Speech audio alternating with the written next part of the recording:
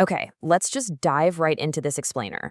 We spend a ton of time obsessing over the exact temperature of the milk or the specific brand of formula, but honestly, we rarely stop to think about the delivery method itself.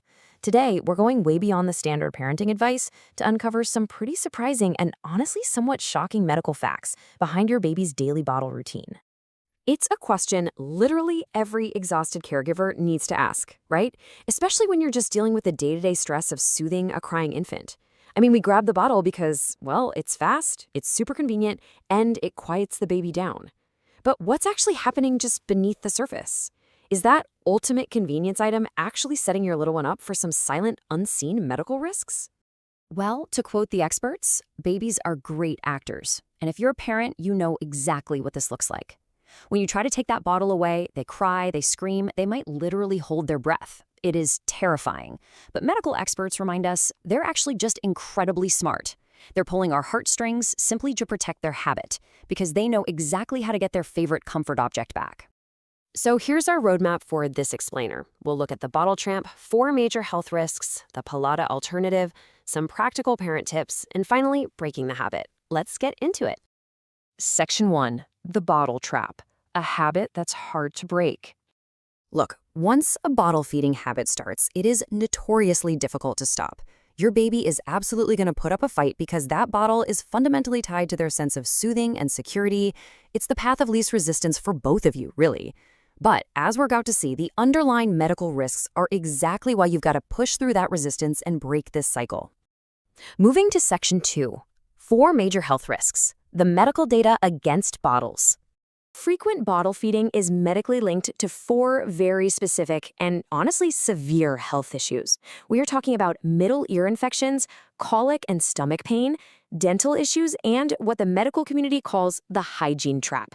Now, none of these are just minor inconveniences. They directly impact your baby's daily comfort and their long-term development. Think about the mechanics here.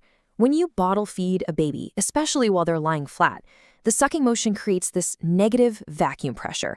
And that pressure literally sends fluids, along with any bacteria in those fluids, straight up from the back of the throat right into the middle ear. So those chronic, super painful earaches, yeah, they might actually be stemming directly from the bottle. Plus, the physical act of bottle feeding brings its own set of problems. Sucking on a synthetic bottle nipple alters how a baby breathes and swallows, which frequently causes them to gulp excess air. And you know what that means? Intense gas and the absolute nightmare that is colic. Over the long term, that constant artificial sucking motion actually changes the shape of their developing palate and teeth. We're talking real orthodontic problems down the road. But here is the absolute wildest part, the ultimate hygiene trap. We all boil our bottles thinking, okay, I'm making this safe. But the shocking truth? Plastic and silicone simply cannot be 100% sterilized. No way. The intense heat of boiling actually causes the material to break down and melt on a microscopic level. This creates these tiny, invisible crevices where germs just hide out and multiply.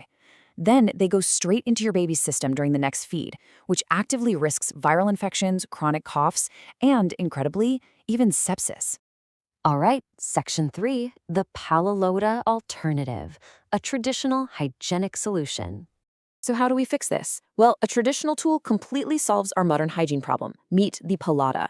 It's a small, traditional steel feeding cup with a little spout. And because it's solid steel, you can aggressively wash it and completely sterilize it in boiling water, and it never degrades. And hey, if you don't have a Palada handy, just basic spoon feeding offers the exact same hygienic benefits. It just takes a tiny bit more effort on your part. When you compare them side by side, the contrast is just undeniable. On one hand, you've got plastic that melts, harbors hidden germs, and actively risks infections. On the other hand, you've got a 100% sterilizable, extremely durable, and medically safe solution in steel. It really puts the supposed convenience of plastic bottles into a completely different perspective, doesn't it? Section 4. Practical tips for parents. Navigating the real world.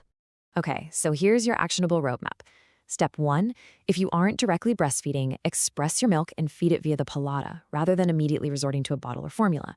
Step 2, rely on sterilizable glass bottles, but only for strict travel emergencies when you absolutely must use a bottle. Glass doesn't break down like plastic does, right? And step 3, stick to what's medically healthy and avoid those shortcuts. Skip things like gripe water when the core issue is the delivery mechanism that's causing the colic in the first place. I know it takes effort, but you can absolutely do this. Finally, Section 5, breaking the habit, setting realistic expectations. Let's be real, breaking this habit requires some serious patience. Days 1 through 3, they are going to be loud, and your baby is going to be highly resistant. This first week is genuinely the hardest phase. But if you just push through to week 2, you will see acceptance. Staying firm during that rocky first week is absolutely essential. It's how you secure their long-term health and protect their little ears, their teeth, and their tiny stomachs. Ultimately, it's a short-term struggle for a massive, massive long-term health gain. So, the big question to leave you with: which healthy alternative, the steel Palada or the simple spoon, are you going to use to say goodbye to the plastic bottle today?